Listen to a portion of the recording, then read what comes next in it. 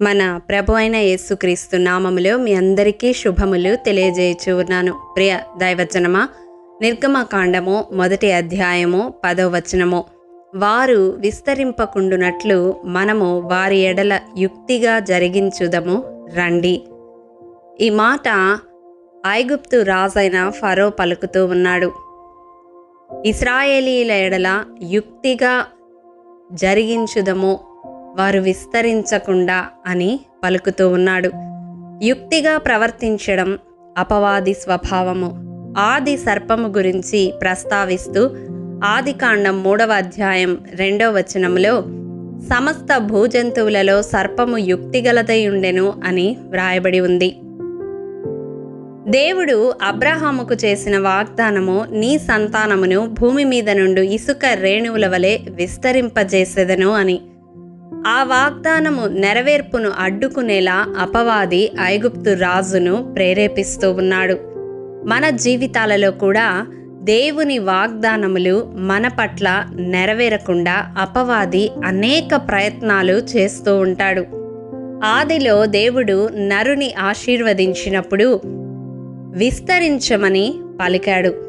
అవును, మనము ఆత్మీయముగా, మానసికముగా, శారీరకముగా, సామాజికముగా, ఆర్థికముగా అన్ని విషయాలలో విస్తరించడం మన పట్ల దేవుని సంకల్పమై ఉన్నది. అంత మాత్రమే కాదు, విశ్వాసులముగా కృతజ్ఞతాస్తుతులు చెల్లించుటలో విస్తరించాలి అని కొలస్సీ 2వ అధ్యాయం 7వ వచనంలో చూస్తాము. తెస్సలోనిక 2వ పత్రిక 1వ అధ్యాయం 3వ వచనంలో ఎదుటివారి ఎడల చూపు ప్రేమలో విస్తరించాలి అని చూస్తాము. ఏది ఏమైనప్పటికీ విస్తరించడం మన పట్ల దేవుని సంకల్పమై ఉన్నది.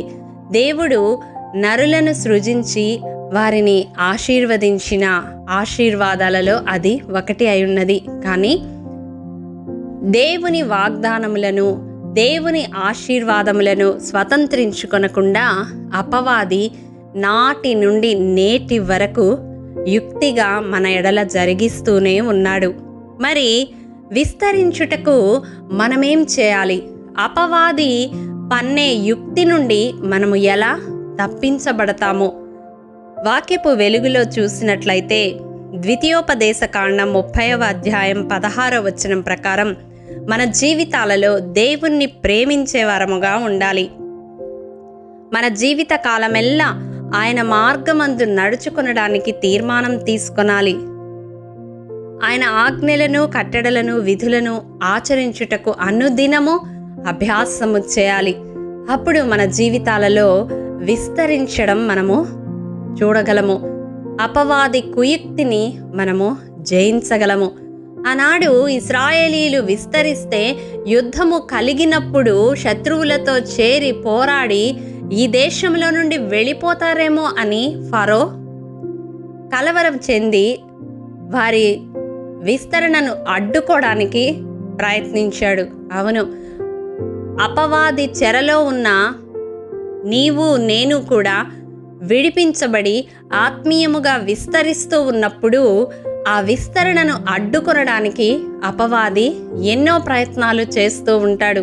ఈ వాక్యము వింటున్న ప్రియ సహోదరుడా, సహోదరి, వాడి కుయుక్తికి మన ఆత్మీయ జీవితాలు బలి కాకూడదు అంటే మన జీవితాలలో అన్నిటికీ మించి దేవుణ్ణి మాత్రమే ప్రేమించే వారముగా, ఆయన మార్గమందు స్థిరముగా నడుచుకునే వారముగా, ఆయన ఆజ్ఞలను, కట్టడలను, విధులను ఆచరించడానికి ఒక బలమైన తీర్మానం తీసుకున్న మంచి క్రీస్తు యేసు సైనికునిలా పోరాడాలి.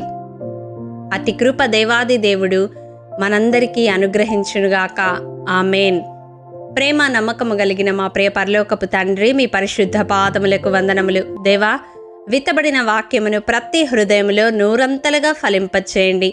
మా జీవితాలలో మా విస్తరణను అడ్డుకుంటూ మీరు మాకు చేసిన వాగ్దానములు స్వతంత్రించుకొనకుండా అపవాది యుక్తిగా పన్నే ప్రతి పన్నాగమును జయించడానికి అనునిత్యము నీ మార్గములో నడుస్తూ నిన్ను ప్రేమిస్తూ నీ ఆజ్ఞానుసారము జీవించే కృప మాలో ప్రతి ఒక్కరికి దయచేయమని యేసు అతి పరిశుద్ధ నామం పేరట అడిగి పొందుకుని ఉన్నాము తండ్రి. ఆమేన్. ప్రియ దైవజనమా, అనుదినము షారోన్ మన్నా ద్వారా అడగబడుచున్న నెంబర్ ఇన్ బైబిల్ క్విజ్ ప్రశ్నలకు సమాధానములు ప్రతి నెల మొదటి వారము కామెంట్ బాక్స్లో పోస్ట్ చేయబడతాయి. కాబట్టి గమనించి మీకు తెలియని ప్రశ్నలకు సమాధానములు తెలుసుకొనగలరని ప్రభు పేరట మనవి చేయుచూ ఉన్నాము. ప్రియ దైవజనమా, ఈ దినం నెంబర్ ఇన్ బైబిల్ క్విజ్ ప్రశ్న: తన కష్ట స్థితిలోనే ప్రయాసపడి దేవుని మందిరము కొరకు 10 కోట్ల మణుగుల వెండిని సమకూర్చినది ఎవరు? మీ సమాధానం మాకు తెలియజేస్తారు కదూ. ప్రియ దైవజనమా, ఈ దినము జన్మదినము, వివాహ దినము జరుపుకుంటున్న వారికి షారోన్ గ్రూప్ తరపున హృదయపూర్వక శుభాకాంక్షలు తెలియజేయుచూ ఉన్నాము. దేవుడు శ్రేయస్కరమైన ఆశీర్వాదములతో ఈ సంవత్సరాది నుండి సంవత్సరాంతము వరకు మిమ్ములను నింపాలని ప్రార్థిస్తూ ఉన్నాము. ఆమేన్.